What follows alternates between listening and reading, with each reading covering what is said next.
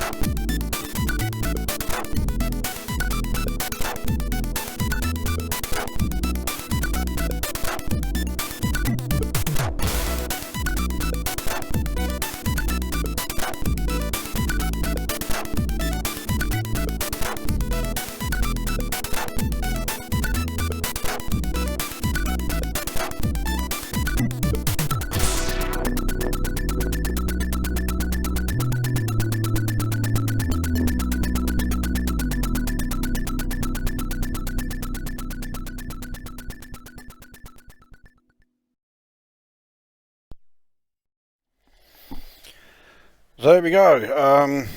Yeah, it obviously sounds very different with the 6581 SID. It doesn't sound, absolutely awful. I mean, as it's about to reloop. So let's,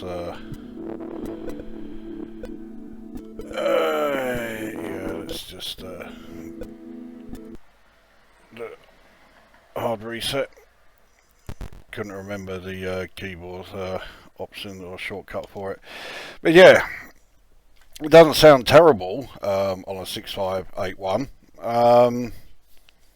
But then it's a great composition to begin with. So of course it won't sound terrible. It's just that with the 8580 SID you hear the full thing. With the 6581 you're missing the sort of like background ambient sample, which I think really does make the piece, and some of the lead melody is a bit distorted, so you definitely want to hear it with an 8580 SID there. But there you go. So that is Hi-Fi Sky by Markus Klein, aka LMan. I mean, when you consider that he has been a member of Maniacs of Noise and of Red Sector, who I think are two of the best computer-based music groups there's ever been. The only one missing to have the full set would be Crusaders, but I don't even think they're still going, and they were Amiga only.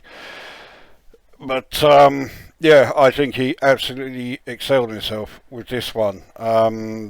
Simply the greatest piece of SID music I have ever heard, and I'm not exaggerating one bit there. It's just fantastic. There you go. Wasn't that fun?